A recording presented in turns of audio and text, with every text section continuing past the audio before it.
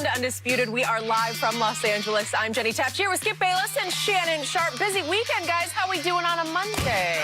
Good as usual. Good as usual. Good as usual. Yeah. Well, I'm sorry, but it's a dark day for my Dallas Cowboys yesterday. Now it looks like we won't win the division or get Trevor Lawrence, so way to go. Yeah, the Jets made sure you weren't going to get Trevor Lawrence. Oh, And the Giants made sure we're not going to win the division. Yes. Skip, Way to go, Giants. I hate to break to you, it was a dark day for the Cowboys a while ago. So I don't know. It's been dark for a while now. It's been dark. The Packers, though, how about this one? Beat the Eagles 30-16, and maybe the biggest storyline out of it was the long-anticipated Philly quarterback change. Carson Wentz was benched in the third quarter after completing fewer than 50% of his passes and getting sacked 4 times. Rookie Jalen Hurts came in and provided a spark with both his legs and his arm, and he ran for 29 yards and threw his first career touchdown with the loss. After the game, Doug Peterson, he was non-committal on who the starter would be moving forward. So Shannon, Jalen Hurts give Philly a better chance to win than Carson Wentz. No, but I understand why they went to him yesterday, Skip. They needed a spark. And Carson Wentz's confidence is shaking right now. Skip, some of the greatest athletes of all time have had at some point in time needed a confidence boost. And sometimes you hear people, Skip, they go talk to people about their confidence when it's being shaken. And he's shaken to the core because it seems that he can't get out of his own way. I'm hearing reports that he stood up in front of the team, I think it was Friday, Skip, and took accountability and ownership of some of the things that were going on with that offense. But that might have been a little bit too little too late. That might have been something he should have done a lot earlier. But back to the Jenny's original question, no, it won't. Skip, Carson Wentz got sacked, if I'm not mistaken, I'm looking at Carson Wentz, 4 times in 15 pass attempts. Jalen Hurts got sacked 3 times in 12 pass attempts. So in other words, that's the same offensive line. Now, he might be better equipped to get out of harm's way, but the offensive line isn't very good. The wide receivers, they aren't very good, Skip. And, they say, well, Wentz is holding on to the ball. And he is, Skip. He holds on to the ball. And sometimes, because he's so gun-shy, because he's taking so many hits, there are sometimes things open quickly, and he's not able to pull the trigger.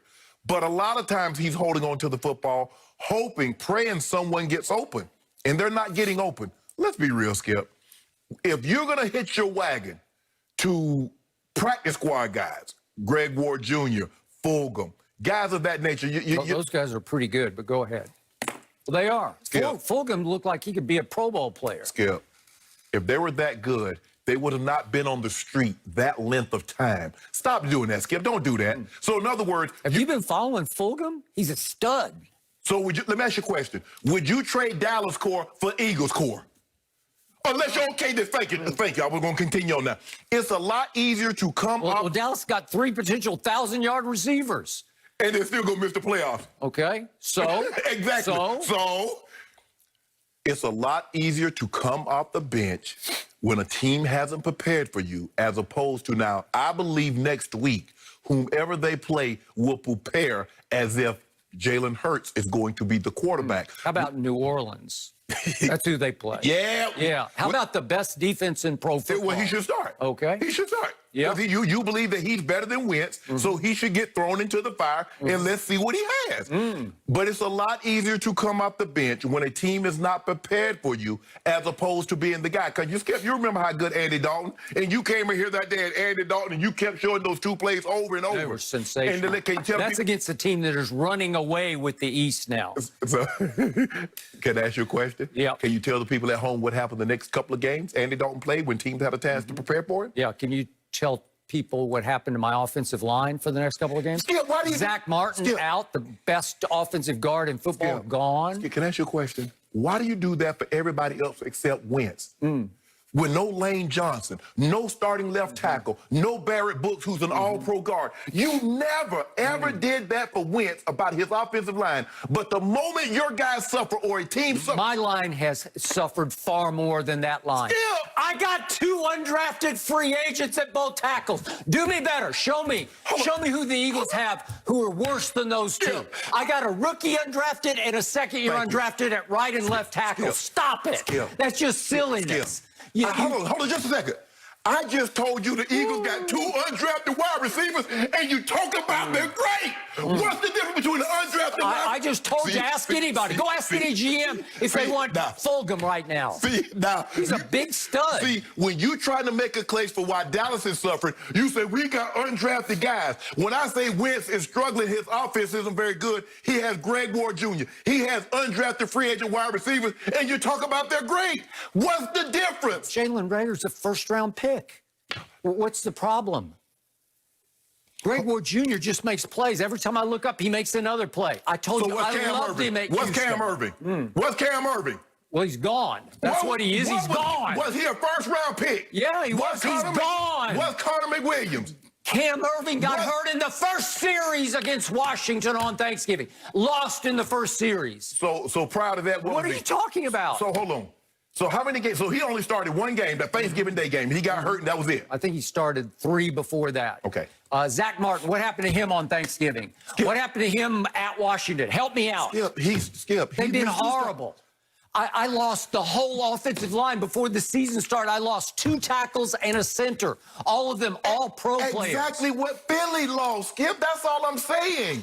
Remember, they cut Jason Peters because they didn't want him back, but they had to bring him back because the offense got decimated. The left tackle's gone. Barrett Brooks, who's I think it's gone. my turn Lane now. Johnson is gone. My turn now.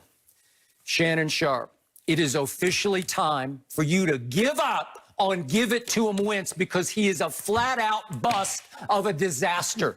You know it, and I know it. It is over for your guy. It is time for my guy. It is time for Jalen Hurts. I told you the Monday after the draft, quote unquote, Jalen Hurts will be better than Carson Wentz. Period. End of statement. On, here we go. Carson Wentz is a deer in headlights kind of player. He doesn't have a great feel for the position. I've been saying this since his rookie year. His second year, he had one blip of success.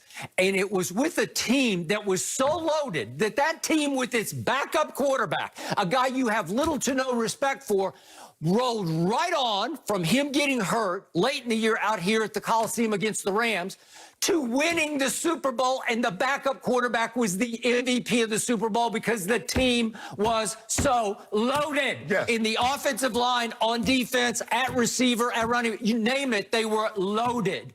It was set up for Nick Foles to step into the breach and say, well, I can get this. Nick Foles put up 41 points in the Super Bowl on Bill Belichick's vaunted Patriot defense. That's all you need to know, Shannon. It was over then, and I told you it was over then.